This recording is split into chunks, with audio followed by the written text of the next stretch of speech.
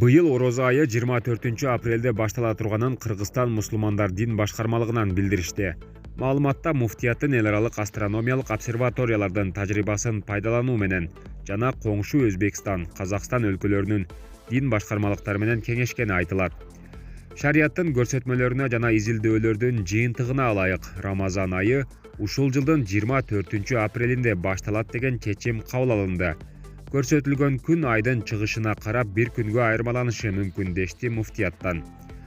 Буга чейин муфтий Максатбек Ажы Токтомушев ыйык Рамазан айы карантинге туш келерин айтып, орозону үйдөн кармоого чакырган болчу. Коопсуздук үчүн ооз ачуу жана намаздар үйдөн окулушу керектиги белгиленген. Эскерте кетсек, өткөн жылы орозо айынын 1 күнү 6 майга туура келип, айт 5 июнда болгон.